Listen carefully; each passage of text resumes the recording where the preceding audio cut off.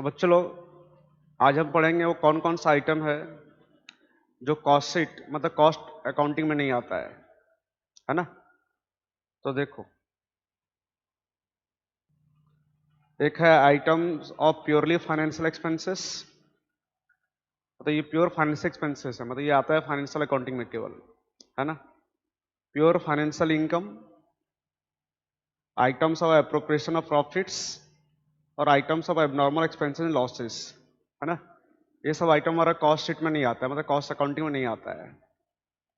तो सबसे पहले क्या आइटम्स है प्योरली फाइनेंशियल एक्सपेंसेस, इसमें क्या क्या आता है देखो। जैसे लिखा है लॉस ऑन इन्वेस्टमेंट, हम जो इन्वेस्टमेंट किया उस पर लॉस हो गया अपने को, है ना। कैपिटल लॉसेस, है ना। कैपिटल लॉसेस जैसे कि, है ना, loss on sale of fix asset बोल सकते हो, फिक्स एसेट बेचे लॉस हुआ।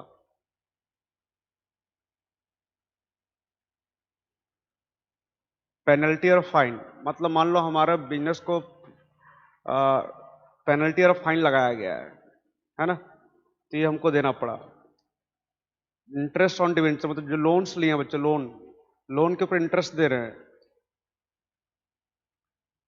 डिवेंचर वगैरह जो इशू कर रहे हैं उस पर डिस्काउंट दे रहे हैं। डैमेजेस, अगर कोई डैमेजेस हमारे द्वारा हुआ है तो उसका डैमेजेस का हम लोग को पेमेंट करना पड़ रहा है, ठीक है ना। तो ये सब प्योर फाइनेंशियल एक्सपेंसेस हैं। आप खाली लर्न कर लेना इसको कि ये सब हमारा कॉस्ट शीट मतलब कॉस्ट अकाउंटिंग में नहीं आता है, ठीक है।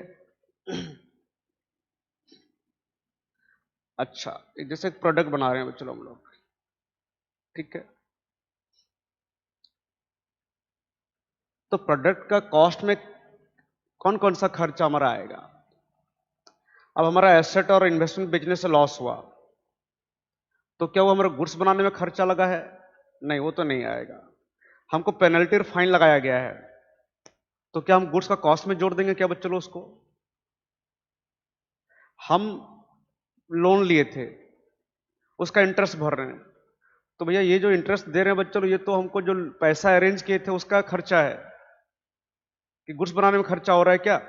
हाँ, गुड्स बनाने में क्या खर्चा होता है? मटेरियल में, लेबर में, रेंट में, इंश्योरेंस में, लाइटिंग में, इलेक्ट्रिक बिल में, स्टाफ का वेजेस में, स्टाफ का सैलरी में, ये सब खर्चा हो रहा है आपको गुड्स को बनाने के लिए, है ना। तो ये सब का जो कॉस्ट है, जो लॉस ऑन इन्वेस्टमेंट या loss on sale of investment, loss on sale of fix asset, penalty, fine, interest on loans, है ना, डिस्काउंट ऑन इशू डिवेंचर वगैरह, तो ये सब जो लॉसेस हैं बच्चों लोग, ये सब जो खर्चा है प्योर फाइनेंशियल एक्सपेंसेस है ना। ये खाली फाइनेंशियल अकाउंटिंग में आएगा, कॉस्ट अकाउंटिंग में नहीं आएगा, है ना। गुड्स का कॉस्ट में ऐड नहीं होगा बच्चों लोग।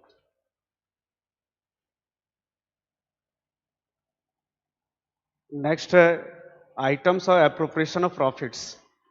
ये भी आपका खर्चा साइड में दिखाते हो, पीएल का डेबिट में दिखाते हो आप लोग। बड़ी एप्रोप्रिएशन है, मतलब प्रॉफिट होता है तभी ये सब होते हैं, वरना नहीं होते हैं, है ना।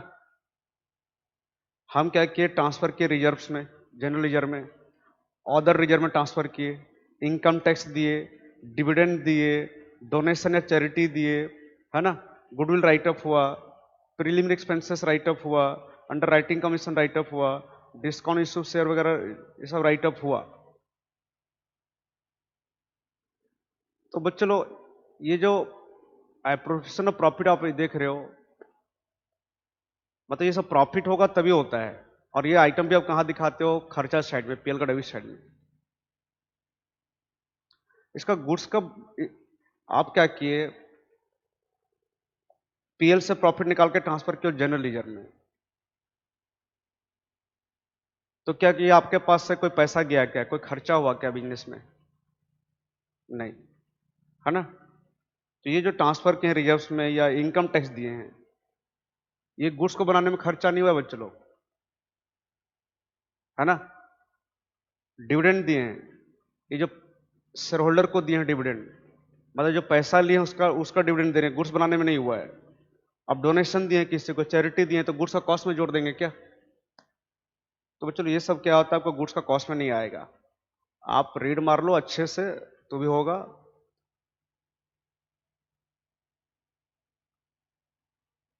आइटम्स ऑफ एबनॉर्मल लॉसेस, है ना, एबनॉर्मल लॉसेस है, आग लग गया, चोरी हो गया, एबनॉर्मल वेस्टेज हुआ, तो ये सब भी हमारा कॉस्ट शीट में नहीं आएगा, मतलब कॉस्ट अकाउंटिंग में नहीं आएगा।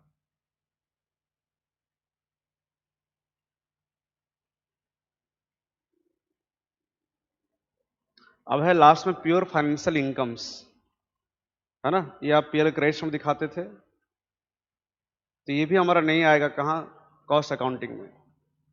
खाली कहाँ आता है, फाइनेंशियल अकाउंटिंग में। डिविडेंड मिला, रेंट मिला, इंटरेस्ट मिला, ब्रोकरेज कमीशन मिला, बैंक डिपोजिट पे इंटरेस्ट मिला, कैपिटल प्रॉफिट जैसे profit on sale of assets and investment, share वगैरह ट्रांसफर करने में कोई फी रिसीव किए हैं, तो ये सब चीज बच्चों आपका कॉस्ट अकाउंटिंग में नहीं आएगा। समझाने को कुछ है नहीं बेटा, आप लोग लर्न कर लेना ये लोग, ठीक है ना।